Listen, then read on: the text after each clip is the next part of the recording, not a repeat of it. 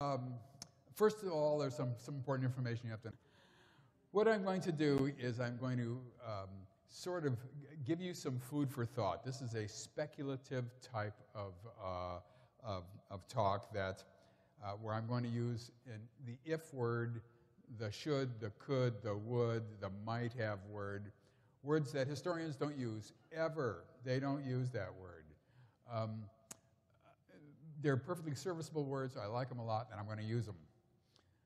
So keep in mind that this is guesswork that I'm going to give you now. And what I'm going to do is I'm going to take a whole bunch of different areas that seem to be disparate, that seem to be not related to each other, and ram them together, and then hopefully come out with some grand synthesis. Something that you don't really talk about much in abduction research because we don't know enough about it to have a grand synthesis, as you'll soon see. But I can't just do that.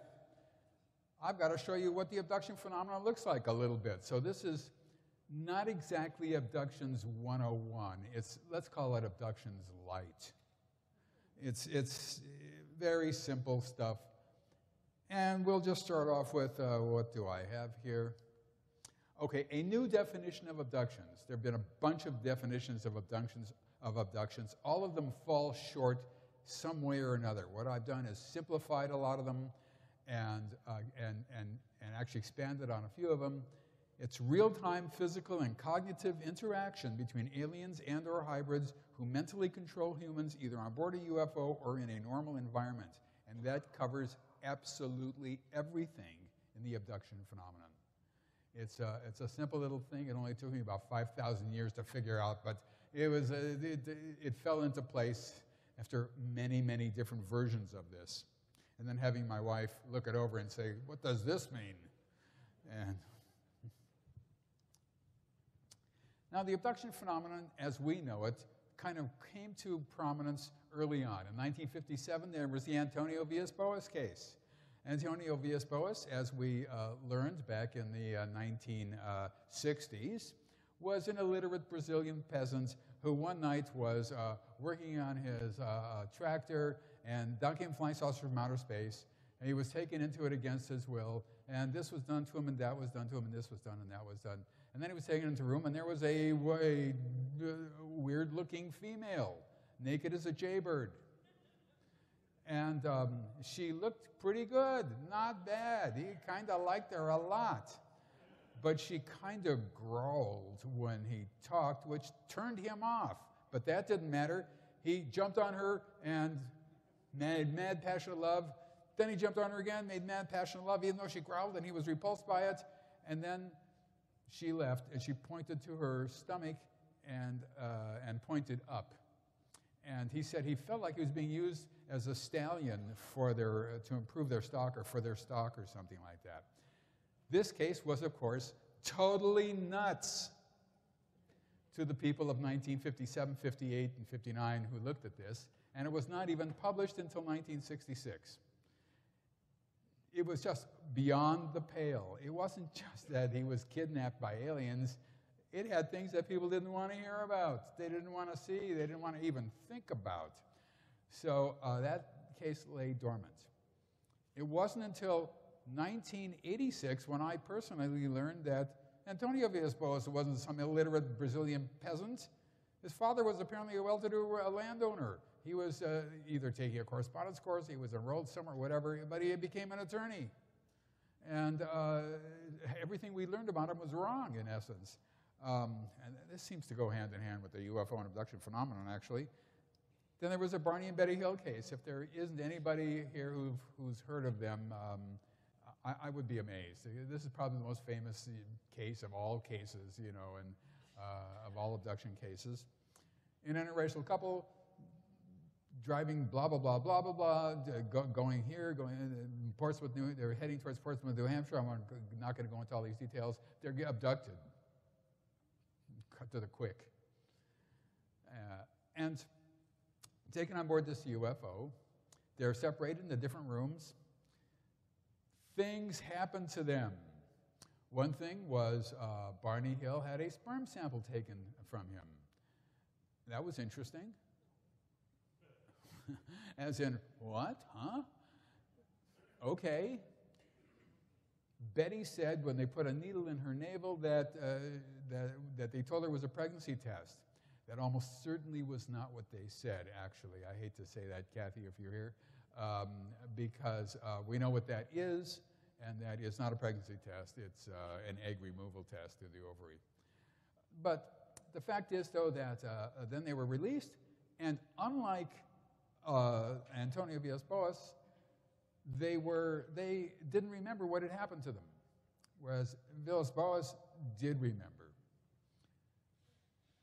Still, it was, you're looking for patterns, you're looking for lots of people saying, and there was a case here and a case there in the 60s, Betty and Betty Hill case. Oh, I have 1957 here, that's wrong, it's 1961, I'm sorry, gosh, how did that get through? I better get rid of that as soon as possible. That was 1961, so you have Antonio Villas-Boas in 57 and Barney and Betty in 61. Now, the abduction phenomenon starts sometimes with a UFO sighting, sometimes not. People are in their beds, they're watching television, they're doing other things, and suddenly they find themselves being lifted up and out. This is all these drawings are going to be done by abductees. There's a guy who sees a UFO. He told me he'd just been dropped off by a friend, and he was heading into the front. This is his front yard. Was heading into his house when he looked over to his left, and there was this UFO hovering in the woods. That's how they start. If a UFO is close up, and you're standing right near it, it's there for a reason. It's there for a reason, and so are you. And consequently, this is typical of abduction material. What we found is that UFO sightings, particularly close encounter sightings, are far less random than we ever imagined. It's not just, oh, the guy saw something close up. The question is, why did the guy see something close up? That's the question. Here's a car stoppage thing. This is a guy who... Here's where I start expanding on my time. I'll tell you a story of what I was here. People say, I saw this UFO. I was driving along, and off to the right there was this UFO. And it was hovering up in the sky, and it came down, and it was over this field, and it was like amazing. And I pulled over to the side of the road to get a better look, and the next thing I knew, that thing just flew away at fantastic speed. And I heard that over and over and over and over again. And I thought to myself, why in the hell is he pulling off to the side of the road to get a better look? They're all saying that. You can just crawl along and get a better look. There's a lot of ways. What I found is, this is what I call abductee speak. What the abductee is saying is, I was driving along and I saw this UFO, and that was amazing. It was astounding. It was out to the side of the road, hovering above us field, and I had to pull over to the side of the road now. And then I waited, and then this being came out and opened the door, and I went out, and then they lifted me in, and I went in, and then they did this UFO, and they did this, that, this, that, this, that, this, that, this, that. And then I came back down, and I got back into the car and turned the engine on, and wow, that thing just flew away at fantastic speed. So when you hear that, if you're a researcher, you know, well, maybe he did just pull over to the side of the road and everything was fine, but maybe not, This is one of these kinds of situations. This is a guy, I shall go to the pointer, who is a graphic artist, and he drew a sort of tableau, in a way, of where he was. He was with a friend, and this is the guy. And he sees... How to move my microphone over here. He sees a UFO up there. And the next thing you know, it scares him. He's like 12 years old. The two of them, he and his friend, hide in a ditch. Then they decided they will stand up and wait. That's him going up into the object. When he returned a couple of hours later, his friend had already gone home. Friend wasn't taken, but that's him. That's you know, it's a daytime event. People are abducted that way all the time. It's nothing unusual. They're taken in, and there's usually a waiting area, and I'm skipping an awful lot of things here. You got to remember, this is a very complex subject, and I'm not even alluding to things that happen even before they're in the waiting room. But they get to the waiting room, their clothes are usually removed. This is a good example of one that has alcoves. Most of them just has a ledge around it, just a ledge that goes just sort of around it like that, all the way around the room, and they can sit there glassy-eyed, staring at somebody across from them who's sitting there glassy-eyed, staring down maybe. But they can describe who else is there. That's the important thing. You can ask them, well, do you see kids? Do you see men, women? Do you see, you know, you can ask them about ethnic groups, racial, whatever. You know, you can ask those kinds of questions to see what kind of mix there is and all that. And next. Here's a guy walking down a corridor. Now, this has confabulation in it. That is to say, this is a consciously remembered event. That means it is not to be trusted. It is exactly the opposite what you think. Consciously remembered events, generally speaking, have a lot of false, wrong material. It's not that the person is saying that on purpose. This is what they sort of remember. For example, this square entranceway here or whatever, that's just not on board a UFO. It's just not there. You're not going to see it. It's not there. Nobody ever describes that. Who is not confabulating? And he seems to be wearing a black outfit. Probably not. The aliens' heads, they're too wide. But it's a good drawing. I like this drawing because it shows what's happening. He's walking down a hall and he's being led by two small gray aliens. Here's another one. Here's, if I may use the pointer. This woman enters into the object here. She goes into here. Here's a waiting area. They take her clothes off. She walks into, where the heck does she walk? I think she walks into here next, and this is her table right here. Afterwards, she went into here, and she was presented with a baby to hold, and I have a slide of that also. Here's another one, diagram of hallways, and the guy walks down this hallway, that hallway, this hallway, that hallway, and this is him here at on his table. There's only 3 tables in that room, you'll notice. Now, one of the things that happens to all abductees, almost all the time, is something that when I taught this course, I would have a student, I would say, tell me what happens to every single abductee almost every time. See if anybody can guess this. And not a single human ever guessed it. Only the aliens sitting in class guessed it. They knew right away, but the humans couldn't get it. And it's a staring procedure where a being of some sort stares directly into the open eyes of a person who cannot close his eyes, cannot avert his eyes, can't do anything like that. And I wondered for years what this was, and I finally figured out that they're connecting with the optic nerve, and they're going through the optic nerve to innervate any neural areas that they want. And there's a certain amount of evidence for that because people would, I won't go into it, people would feel certain things in their body. Something's going down here, and there's a buzzing here, and and they would also have different images and imagination. And I figured out what the images were and why and so forth. And it's the optic nerve is the only nerve that you can see from the outside. Now there is a distance between these aliens' eyes and your optic nerve. How do they do that? Beats the hell out of me? I don't know. But that's the only thing that I can think of, and if that makes any sense. Here's sperm extraction with neural engagement. See, the thing about Barney Hill was he had sperm taken from him. But when John Fuller wrote the book Interrupted Journey, he had Fuller take that part out. It was too embarrassing. Thank God for that. Barney did the right thing. Because debunkers couldn't say, well, Barney said it, so now all the guys are saying it, you know.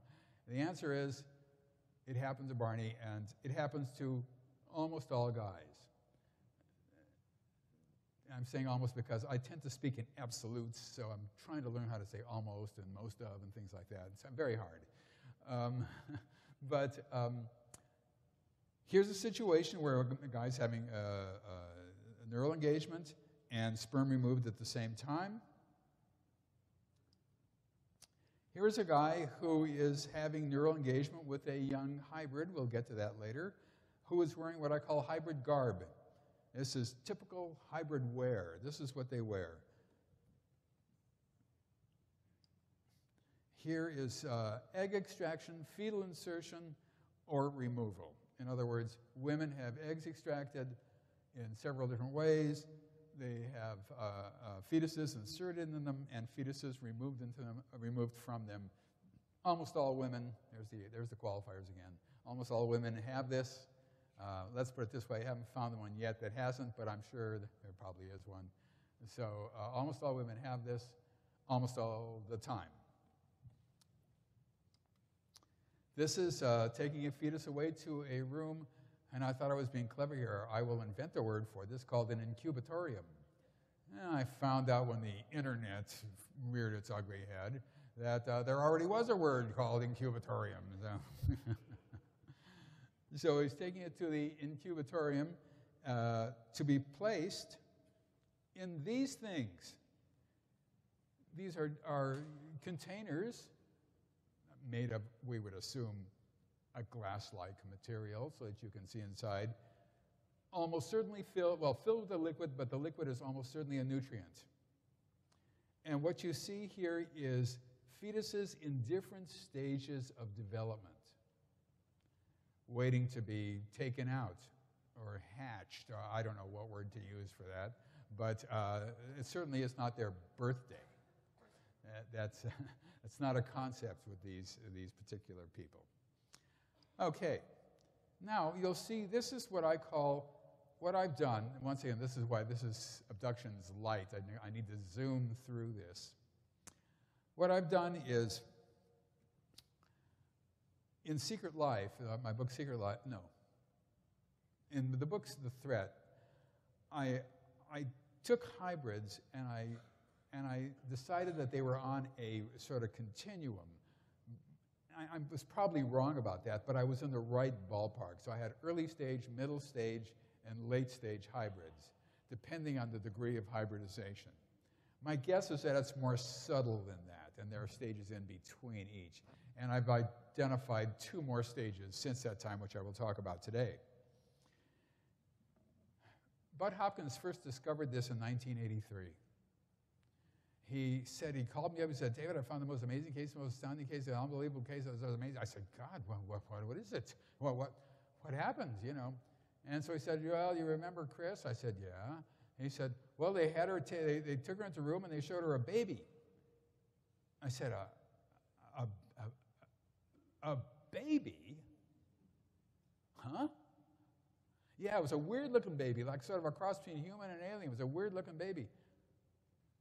Well, the point is that you did not say the word baby and flying saucer in the same sentence. You know, that's not a word that UFO researchers used a whole heck of a lot. Baby. So, yeah, they wanted her to hold the baby, he said. And then they wanted her to feed the baby. And I said, feed the baby? What are you talking about? I said, did she tell them that she has never had children, is not pregnant, is not lactating, she can't feed the baby, you know? And he said, yes, she told them she couldn't feed the baby. They said, that doesn't make any difference, it's okay, just take the baby, put the baby to your breast. So she did. And I thought to myself at that time, if this is true, if this is happening, and I had not started doing my own abduction hypnosis until a few years later, if this is true, we will never be able to understand how these aliens think because they value form over function. The form is you put the baby to a woman's breast. The function is not there. There's no milk. That was wrong. The woman's lactating, whether they know it or not. The baby will, in fact, feed. And we can identify the procedures even for stimulation for that. Next. Here is an early to middle stage hybrid. Oh, let me just show here. This is an early stage hybrid because she has an alien-shaped face. She has whites in her eyes, but they're mainly black. She has very thin, wispy hair, and she's wearing hybrid garb. Here is a baby. It's hard to tell. The woman who did this pointed out to me that this here, and there was actually, you can't really tell, but there's whites in this baby's eyes. And he had very, very thin hair. But then again, babies have thin hair, you know. But you'll notice that, like the previous one, pointed chin, little tiny mouth, little tiny nose, little tiny ears. Here's another one. This one is even more difficult to tell. She put in all black. That's not possible because if it was all black, it would be an alien. But there would be whites in the eyes. This is actually hair up here. He has, his mouth is a little too long, but a thin mouth, a very small nose, and in the ears, just a hole, essentially. This is a female hybrid toddler with confabulation. That is to say, this was sent to me by an anonymous person, I think from Las Vegas, now that I think about it, many years ago. And here's a typical hybrid. I like this quite a lot. I'll use my cursor for this, I guess. If only I could. There it is. There's whites in the eyes, very thin, wispy hair, pointed chin, tiny little mouth, tiny little nose, hybrid garb. The confabulation is the head is too big for the body. The body can't support a head that size. It's too big. But that's what struck her the most. This is consciously remembered, you know. So, now, here, if I can find the cursor again, this is the hybrid. Strike that. This is the abductee. And this is a little toy that she's playing with. And here's some probably middle or maybe even late-stage hybrids. I don't know. But you'll notice they're wearing hybrid garb. They're wearing hybrid clothes. And they're teaching her how to play with this thing. I wrote a paper, and this is amazing to me, but I wrote an article for IUR just on hybrid toys.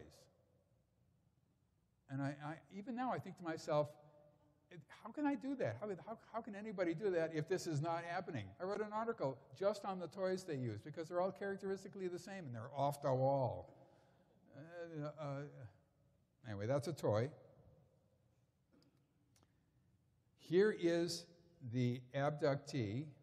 Now, the abductee is wearing something there. Maybe, maybe not. Most abductees do not wear clothes. She's got her own doll. They had her bring her dolly and a milk bottle. This is a middle stage caretaker, female. This is probably an insect-like one, and I have a new word for that, insectolin. In insectolin, these are probably middle to later stage, well, because of the hair, maybe middle stage hybrid children. And they have dolls too, but they're like very skinny little rag dolls. And she's teaching them how to play with a doll. You rock it back and forth, you give it something to eat, you put it on your shoulder, you pat its back, you know, and that's how you play dolly, and so forth. But what you're looking at here is an instruction situation. This young child, who's maybe 6 or 7, is teaching these other young kids how to do something that humans do.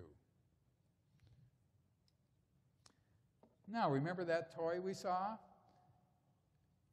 The girl picked it up and started shaking it. And immediately the middle stage hybrid said to him, "No, don't do that, don't do that." And the little girl said, "Here, don't do that." And here's their rag dolls. It was the same group. And here's her doll.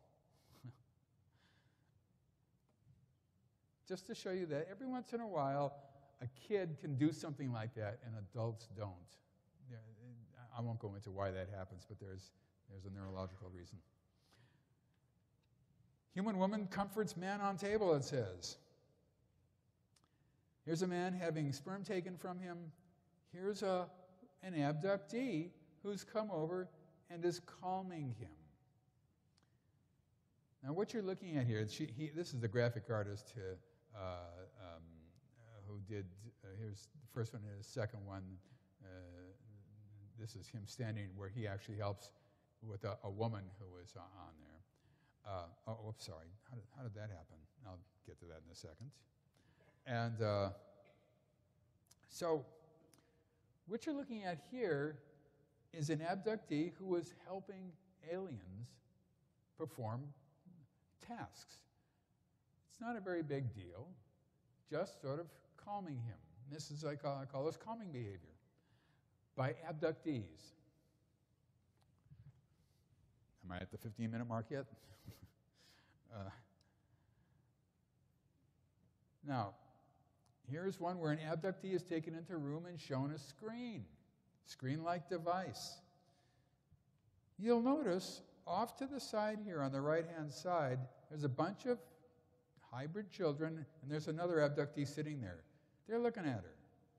This, he thinks, is a female alien, a gray alien perhaps, but there are all these little kids around him too. He's staring up. Now, what do people see on screens? Everything from the earth cracking in half, armies warring, bad news things happening, death, pestilence, floods, whatever, and normal scenes of everyday life, scenes of people having a good time, beautiful, verdant wilderness scenes of strange objects slowly floating, geometrically shaped, across a screen that they're supposed to watch.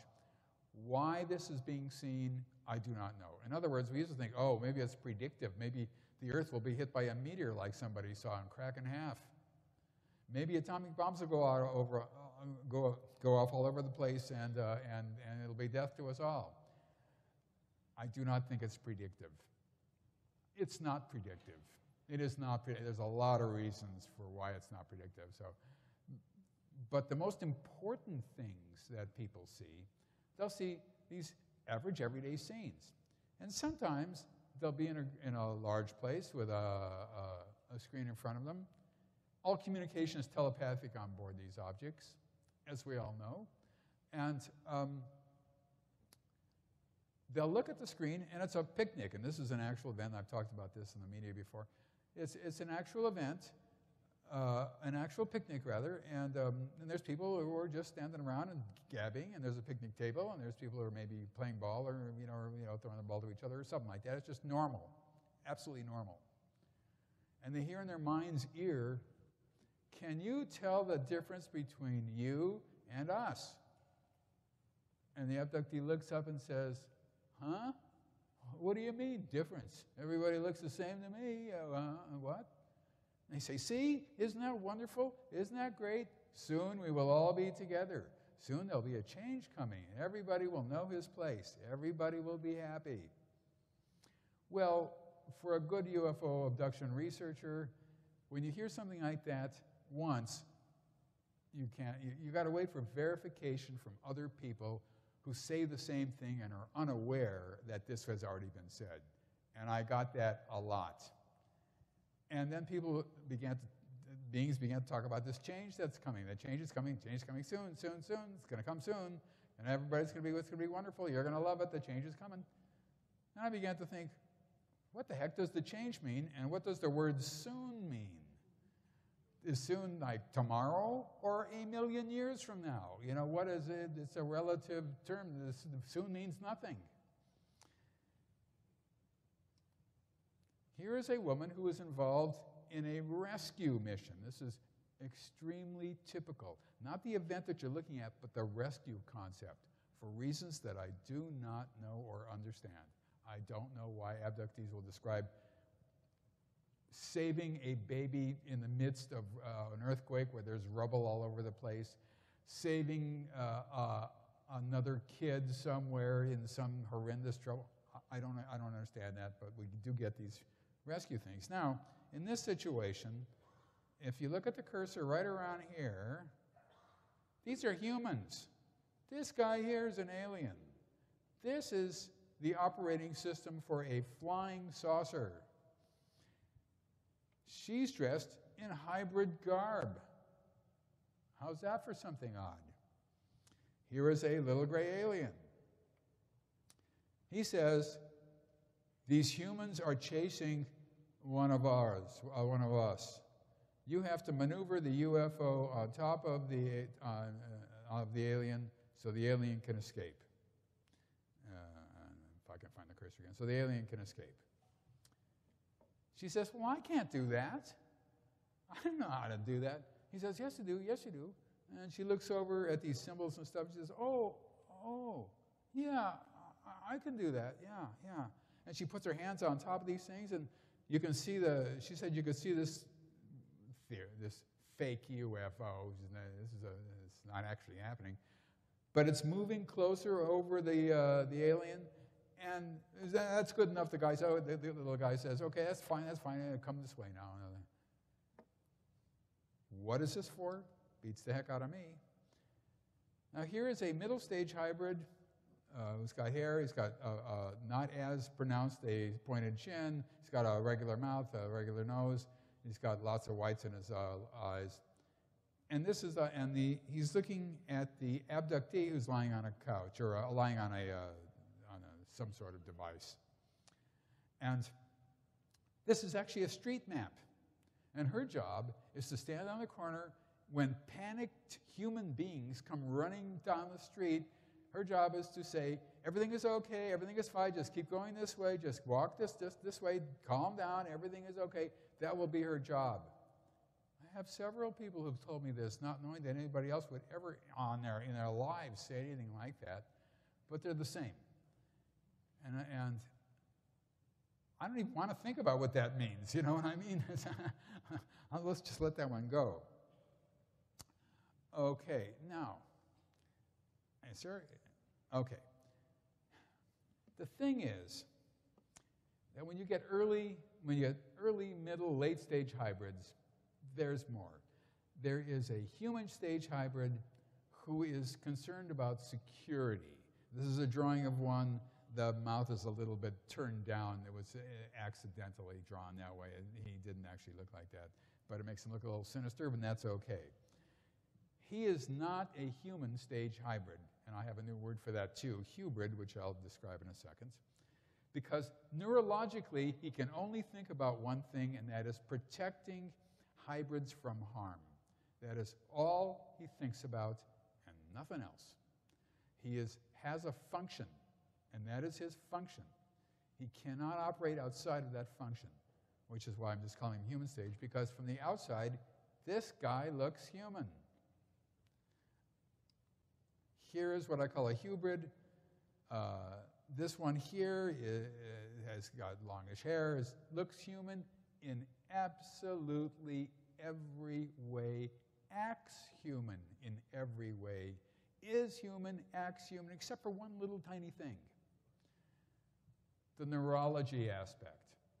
See, here's the deal. Things are falling. Here's the deal. All abductees, without exception, are controlled first from a distance in order for there to be an abduction phenomenon.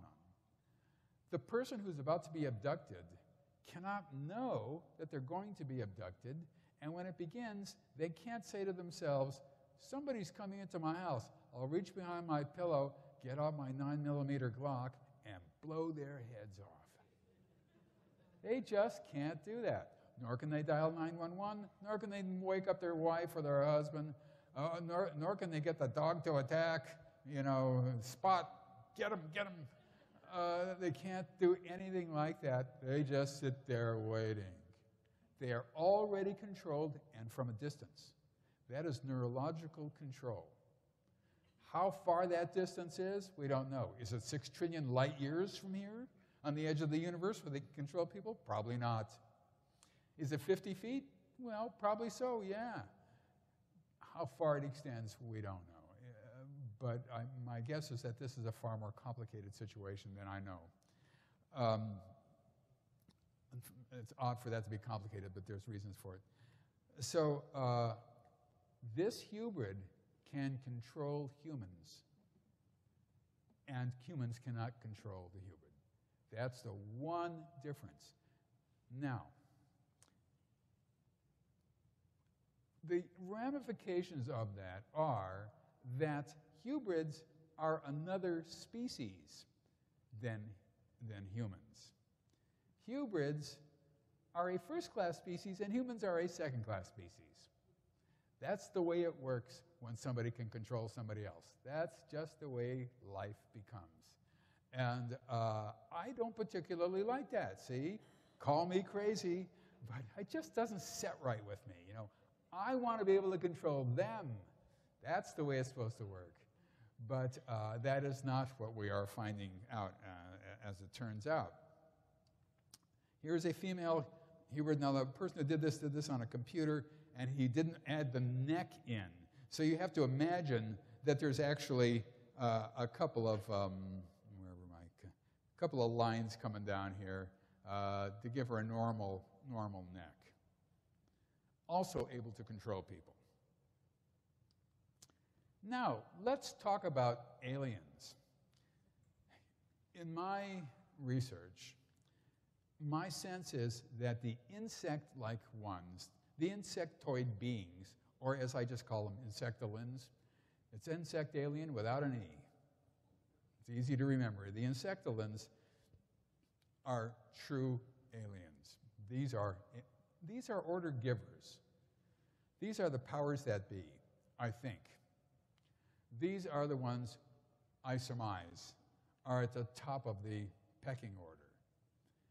There really isn't a pecking order. It's more like spokes of a wheel, but they're in the center of it. And they look really weird. You notice how thin they are, how thin their arms are. You notice that their head is odd. This is actually a drawing by Katerina Wilson, who gave it to me. And you see that the head is pointed. There's no mouth. There's no nose. There's no ears. There's no nothing. And really bizarre looking. Now, people call them parking meter heads. People call them praying mantises. That's the most common thing that people say, and so forth. Then comes, and I don't have a slide of this for various reasons. Then comes the reptilian-like ones, reptoids. I just call them reptilins. It's a nice, easy word, R-E-P-T-A-L-I-N, reptilins. And we see reptilins once in a great while. And when people describe them, they describe them on a spectrum of, God, the guy looks like an alligator. God, the guy looks like he's a lizard. God, the guy looks like he's a tall gray. What? They describe them all the way down. You know, it's like all over the place. It is so, it's not rare, but it's unusual to get them. Of the 1,100 cases that I've looked at, you know, I have maybe 20 cases of people saying reptilin. And the question is this confabulation or not? And it's hard to tell. But let's assume there is. Let's assume there is. Now keep this in the back of your minds. I'm actually going to come back to it. Now, so they're sort of at the top of the pecking order. Now, these are small and tall grays. I want to just call them. I'm using the current vernacular grays, as opposed to saying gray aliens. We all know what it means to say gray. Small grays with confabulation. The confabulation is they're armored. The problem here is if they were armored, we would hear this all the time. And this was drawn in 1987, I believe it was, or 88, and I never heard it again. Therefore, it is confabulation. But yeah, there you see there he is, his eyes, nose, mouth, and all that sort of stuff. Here's another one. I had people draw the front, the side, the back. This is when I was first starting out. I started doing it at 86. By 88, 89, I had some people doing this. Tall grays, eyes, nose, mouth. Here's one, the same thing, a tall gray. Here's another one. This comes from Bud Hopkins' collection of drawings.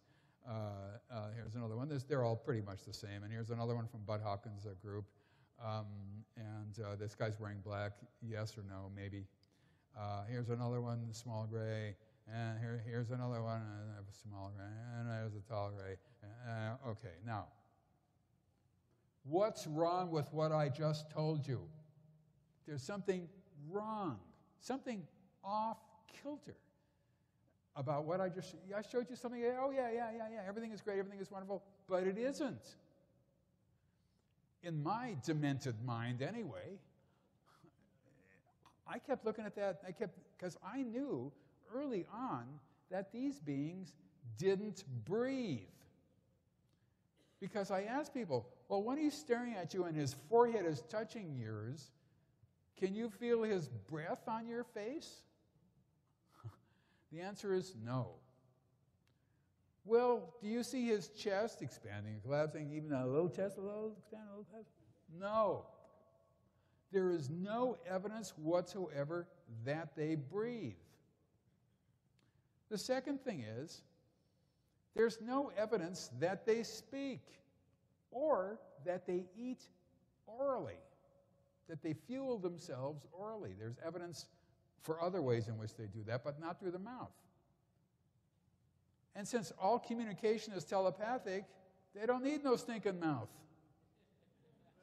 So the question then is, why do these beings have these, maybe they're vestigial, maybe they sort of, over in the evolutionary world that they lived in, that they eventually abandoned the nose, the mouth, and the ears, which I don't think we're ever going to do because, they come in handy. So it just bothered me. It always bothered me. It bothered me. It just didn't make sense. So then there comes the reptilians. Okay. People say, oh, man, this one looks like a reptilian. Oh, he's horrible. He's ugly. Oh, get away from me. He's going to harm me. He's horrible. I said, God, what is he doing? Oh, well, he's there. He's horrible. I hate him. I said, well, is he beating on you? Is he? No. Well, is he harming you in any way? No. Well, is he threatening you? No. Well, what is he doing? Well, he's just doing procedures that all the rest of them do. In other words, but the very look of him is so threatening to the abductee that they recoil. But the activities of the reptilian are the same as everybody else. Keep that in the back of your mind. Now we turn to a completely different world, the world of words. The question then is, and here comes the disparate aspects of this, where I've cobbled together two separate talks altogether, one of which I've given 1 million times, and one of which you're hearing for the first time ever in my sweat-filled way, because I'm nervous about this, about a new thought that I had. I don't have a lot of thoughts these days, but I actually had a thought a while ago. So I've written this little thing up. The question is, are we alone in the universe? And as it says here, this is 10 years ago, this was a serious question. Now it's just a stupid question. It's just, of course not, of course not, of course not.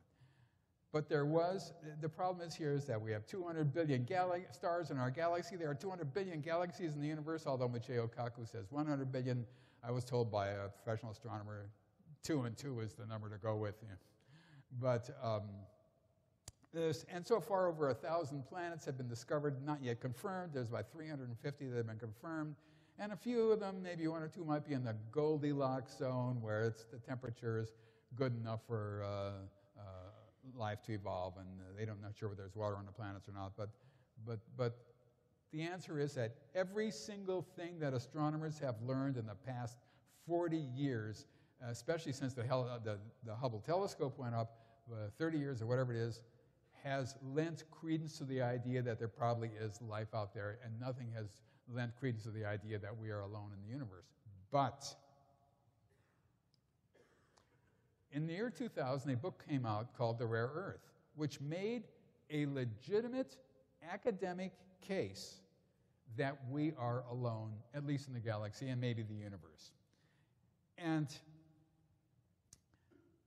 it's not just life they were talking about. Well, they're talking about technologically advanced life because, sure, we're going to find microbes. It'll be the greatest find in mankind's history, and abduction researchers and UFO researchers are going to yawn, and that would be the appropriate response, you know, because we all know that well, we have a different. Speaking for myself, I have a different way of looking at the universe, so to speak. But what this said was that there was a combination of unusual events that took place on Earth that made it unlikely that there could be another Earth-like planet. Sorry for the lack of the hyphen. And that means that the Earth got smashed by Mars, they think. It tilted it off its axis, which created seasons.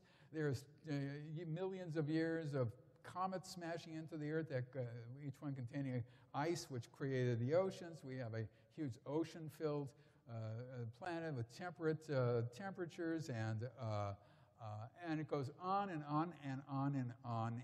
And the destruction of the dinosaurs has allowed for primates to grow, and it's a legitimate argument. In my opinion, and I think probably in most people's opinion, it's a nonsensical argument. It makes assumptions that can't be made. And as I said, there's the size of our galaxy, which is gigantic, and there's the size of the universe. Now they're saying there's more universes. Maybe there's an infinite number of universes, which is very easy for me to understand. I can really get into that. When did the abduction program begin? See, this has nothing to do with what just came, what you just saw. It most likely started in the late 19th century. We can actually work backwards in terms of numbers. In other words, we know to a certain degree of high probability how many people are abductees or have had abduction-like experiences. Maybe don't even know that they're abductees, but have had abduction-like experiences in their lifetimes. And it's somewhere between 2 and 5 or 6%, something like that. But the problem here is that, number one, it's global. This is not an American phenomenon. We do not have a corner on the abduction market, I'm sorry to say. We don't have a corner on a whole heck of a lot of markets these days. It is intergenerational. That is to say, if a person is abducted, who's an abductee, and marries a non-abductee and they have kids, it is most likely, and I'm choosing these words carefully, that all the kids will be abductees, although some abduction researchers think that only some of the kids will be abductees. In my experience, all of them are, but I'm saying most likely. The question then, who is abducted? Do people have any special characteristics? Yes. They're human, and their mother or father was an abductee. That's it. It's the good, the bad, the innocent, the guilty. It's everybody and anybody. It's how many times are people abducted? People will tell me, I was abducted once in 1984. I'll never forget it. I was in a field and blah, blah, blah, blah, blah, blah. The answer is, that's an interesting concept. Let's see what happened. And then they remember some other odd thing that happened. Then they remember another one, then another one, then another one, then another one, then another one, then another one, then another one. All the way back into childhood. Now, they stop remembering when kids don't remember, like at 4 or 5 or whatever. It's harder and harder to remember anything of note when you get that young. But we know that parents are abducted with their babies. Therefore, there's a pretty good reason to think that it goes from infancy into old age. It stops somewhere in old age, and we don't know where. We don't know when it stops, at what time. So, people are abducted with great frequency, over and over and over and over and over and over again. I had a guy come to me with 200 incidents that he had written down that might possibly be abduction activity. 200, he was 40. That meant only 5 a year from the time he was born. That doesn't happen. 5 a year is too little. I've never had 5 a year when I start doing what I say. It's much more. So people are abducted all the time. It is anybody and everybody. It is intergenerational. It's global. That's really a critical one. It's global. It's around the world. I get email from abductees around the world. It does not matter. They have There's two things that they have to be able to do which limits it. They have to have a computer, they have to find my website, and which is not easy, and they have to understand English so they can fill out the questionnaire. Hopefully we can get around that. There's something called Google Translate, which I've been using all the time now. It's wonderful. No matter what language it is, Google will translate it. So, okay, so it began, though, when we think back on it, if this continues, how long will it take for everybody to be an abductee? If it keeps spreading laterally through people who are abductees getting married to non-abductees, and then it continues down through the generations, longitudinally, so to speak, how long will it take for everybody to be an abductee? I had a PhD mathematician work this out. Now, the problem is I don't really know because I can't remember how many people he started with. But he said, I think he started with like 1 million or something like that, or maybe 500,000. He said 7 generations. Now, the question is, what is a generation? The term generation has changed over the years, and when you look it up on Google, it is now 30 to 35 years, which seems like an awful long generation to me, but let's just say it's 30 years. Because we used to think it was 20 years, and it was boosted up to 25. Okay, that means, ladies and gentlemen of the now sleeping audience, that means that if this phenomenon started in 5000 BC, as some people claim, by 3000 BC, everybody on the planet would have been an abductee. And if it started in the 14th century, by the 17th century, everybody would have been an abductee. See what I mean? And we know that 2 to 5% of at least Americans, and probably the global population, are abductees. Therefore, it couldn't have started very long ago. And here's the kicker. We have reports from both before 1947, before Kenneth Arnold. We have reports from the early 1940s that we've examined. I've looked at cases from the 1930s. Bud looked at one case from the early 1920s. And there's evidence, there's anecdotal evidence of going back to the 1880s that I have. So we say the last quarter of the 19th century is probably okay. Hang on a second here. This thing is checking for updates. It's still checking for updates. Go away. Cancel. It's not letting me cancel. Help. Oh, well, we'll talk about this for a second, but I do need somebody to come down and, here he is, materialized out of nothing.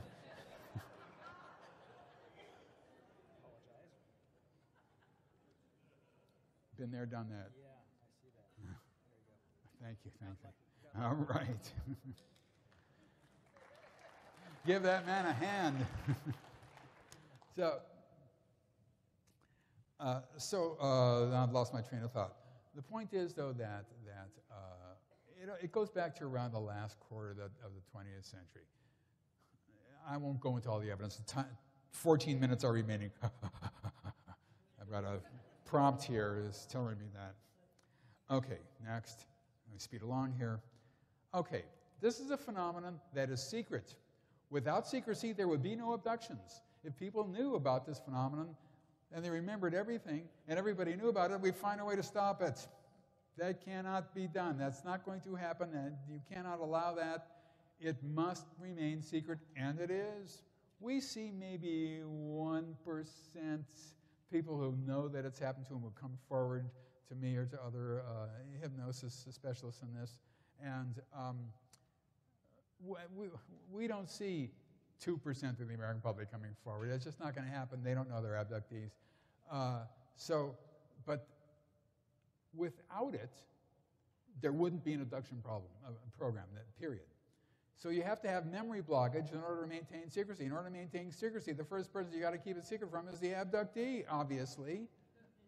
And there's invisibility involved with this. When people are floated out their windows or out their walls or wherever they are, people are standing around outside sometimes. I had some guy that was abducted around 1 o'clock in the afternoon from his college dorm right through the campus, and there were students walking around. He could see them down there who did not see him. even now it galls me. I'm the first person that ever used the word invisibility in an abduction talk that I did in 1991. And even it still makes me choke up a little bit in terms of, should I say that word, or should I just say the word unseeable? It's such a better word, and it goes down easier. In fact, it's all part of the secrecy program. Then there's the human concept of the unlikelihood of flying saucers from outer space visiting here. We're just a little planet in a corner of the galaxy. Of course, that means that they know about other Earth-like planets that are bigger in the center of other galaxies that would draw more attention. It's kind of a nutty way of thinking. But there's also a lack, especially of abductions, of hard evidence that we have. We have anecdotal evidence, stories people tell, through human memory, retrieved through hypnosis with all its problems, administered by amateurs,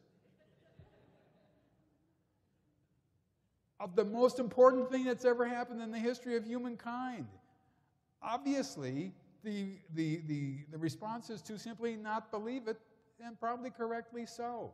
We have not figured out a way to get anybody to believe that this is happening, except the scientists who are themselves abductees. Now we come to we're still 11 minutes left, aliens make mistakes. Here are a few examples. Abductees are brought back to the wrong place. They're brought back wearing their clothes wrongly. Sorry, the LY should be there. They're returned to their regular environments wearing someone else's clothes. If you want to wake up one morning and you're wearing somebody else's clothes, I think you'd remember that. You know what I mean? It might be a shock. I don't know. While driving in a car, people are put back on the wrong side of the road. I had one guy who gave up driving. He found himself with cars headed directly towards him. He had to zoom off to the curb. He was headed in the wrong. They put him down the wrong place. That's an error. People get loose on board and run down the hallway. People get loose, and one guy reached up and grabbed this alien's neck, who started to squeeze him and was staring at him. He got loose while neural engagement was taking place. Abductees are returned outside their houses that are bolt locked. How the heck? What? They're in their yard. One woman had to use a baseball bat to smash through her patio glass doors to get inside her house. People remember things. They shouldn't remember things. And they don't. 95%, 99% of them don't remember anything. They live weird lives. They see ghosts. They see religious figures. They travel on the astral plane. They have this, they have that. And they know, and that's normal for them, you know. But they lead odd lives. Are they abductees? Hell no, they would say to me. Hell no, and I'm not an abductee. And sometimes abductions are witnessed by others. Not only that, which I should add, but people are abducted in groups, and if you're interested, and they can confirm each other's abductions, and they're physically missing from their normal environments when they're abducted. When you tell a psychiatrist that people are abducted in groups, they will simply ignore what you said, because everything that they've held dear and cherished in their lives will be destroyed if they were to believe you.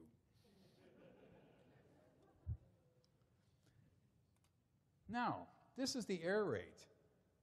If this phenomenon began in the 1880s, whatever, one would expect that this is a first-time situation, that the errors would be higher at that time as the abductors, as the aliens got used to us and got the kinks, removed, et cetera, and what you would see in those days is somebody falling from the sky, took a misstep on the way back or something, and down he comes when there's no place to jump from, and or you would see all sorts of mistakes. Flying saucers will be crashing over New York City. That's where a lot of abductees live, I mean, abductions take place where there's lots of people usually, because their abductees are packed in. And so if this was their first attempt at hybridization, one would expect more errors. What we see is a narrow range, a low range of errors that from the beginning to the end. A low range. Steady. Now we return to the reptilians. I think we return to the reptilians. I'm going to have to. I have 7 minutes left. Here are insectilians. Let's return to the insectilians. They're thin. They have mouths, noses, ears. Mouths, noses, and ears are not reported by abductees. The order givers appear to be the ones in charge. Physiological aspect of the greys. Small, thin, hairless, slit for mouth, holes for nose. Do not breathe, do not ingest food, do not talk, probably do not smell.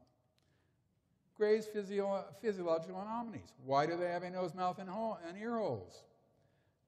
Also, the aliens have no interest in in Earth's institutions. Absolutely nothing. No interest in religion, government, sociological aspects of it. They have no academic interest in political science, history, mathematics, sciences, anthropology, psychology, literature, entertainment, and so on. And this is not necessarily true of hybrids, but it's pretty much for the other ones. The intergenerational aspect means that this phenomenon is spreading throughout the society. The workers, not in order of their importance, are insectilians, tall greys, reptilians, small greys. We've been through this. Abductees are at the bottom. We'll explain that in a minute. Each worker has a function. They're smoothly carried out. They're efficient in their division of labor. They're goal-directed. They're long-lived, we think. I'm sorry, the program is long-lived. They may be long-lived as well. Here, the reason I figured out, and this is where it's just pure speculation, is that these beings have done this before. Now you look at the reptilians. They're doing the same jobs as everybody else. They're part of the workers' program. They're no different from what I can tell. One abductee, and when you have one, but I'll tell you it anyway, because this woman was amazingly precise and especially careful in what she remembered, was told once, and this is already, you have to be very careful with anything told by aliens because people can fabulate all over the place, that some beings were products of previous hybridization attempts. And they didn't say anything about reptile. They don't know the word reptile. That's not in their thought processes. But my sense is that that's what the reptilians are. That they're doing the aliens' bidding. They were from somewhere else, not from here, because it's hard to mate an alligator with a human. Same thing with a chimpanzee. There's 3% difference in the genes, and you just cannot create an offspring with a chimpanzee. I've tried and tried and tried, and it just doesn't work. So, what you get here is routinization. Everyone has a function. Beings are hybridized for functions. Next. Now we come into hypothetical perspectives. The insectilians are the only non-hybridized aliens. That's a guess, but it makes some sense. The reptilians were created from a previous hybridization program. If this is true, you cannot make the case for 3 advanced species in the galaxy. In other words, if you say we are the only advanced technological species in the galaxy, like the rare earth theory, you have to ignore the UFO phenomenon altogether. If you say, okay, there's just us and the aliens, well, maybe there are just 2. But if there's another group, like the reptilians, you cannot say there's just 3. Because if you say there's just 3, you're saying there's just 3 trillion. You can't say there's just 3. It makes no sense. It is illogical. The universe is teeming with life. The galaxy is teeming with terrestrial, with advanced technologically life. 3 is an unsupportable number. 2 is on the cusp. 1, probably not. See what I mean? It has to. Therefore, the galaxy is teeming with life. New perspective number 2. If the insectilians, the reptilians, and the greys and humans are hybridized and their error rate is the same now as when they began, And the grays, maybe I forgot to tell you this, are probably the result of early hybridization with humans. That's the reason why grays have this mouth and nose and ears that they shouldn't have. This is really early stage hybrids, really early stage hybrids, but it's on a continuum. It makes sense in terms of what we're looking at. Because what these insectoids did is they came here and they just created their own workforce. They didn't have to bring people over from the planet Vortek or whatever it is. They just created their own workforce. Everything is absolutely logical in these beings' worlds. 2 + 2 = 4. It's everything that we thought was crazy, insane, nutty. How can we ever figure this out? With enough information, we've been able to figure out it's logical, and you say, oh, yeah, that makes sense, and you go on to something else, even though 5 minutes before you realized you thought it was totally crazy, and then eventually you learn what it's about, and it makes sense. Everything, it has to be that way. It has to be that way, because they've got extremely advanced technology, and 2 + 2 = 4, no matter where you are, I think, I guess, I assume. I'm not real good in higher mathematics, but my assumption is that 2 + 2 = 4 most everywhere. So everything they do seems like routine. There should have been more errors. There aren't. There weren't. There isn't. Their secrecy program is fantastically successful. Their ability to deal with human neurology and physiology is amazing. They know what they are doing. So, if this is all true here, it has the following meanings. Hybridization is a means to an end. They're doing this for a reason. This is an integration program into the society. Everything points to this, and nothing points away from it. Everything points to an integration, including what they tell abductees. Everything points to it. If they're doing so well with us, that means that hybridization for at least one group is a routine way, left out a word there, of taking over a planet. If you want to take over a planet, this is how you do it. You have all the time in the world. You've got all the workforce you need in the world. You've got all the technology that you need. You can actually do that, which is inconceivable to us, but that is where the evidence leads. If this is the case, hybridization is common.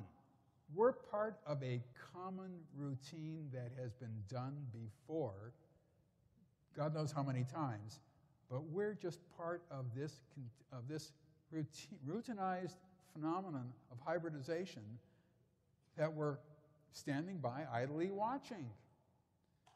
So it is happening to us, my guess is. Now, I wanted to show you a picture of a hybrid. I still have a few minutes remaining. I'm not sure of this picture because all pictures, they look like just common people. And, you know, if you show a picture of a common person and the person never gets wind of it, they sue you for all you're worth. So you can't do that. Hybrids look just like us, but I do have a picture here, I believe. And I think that guy is one.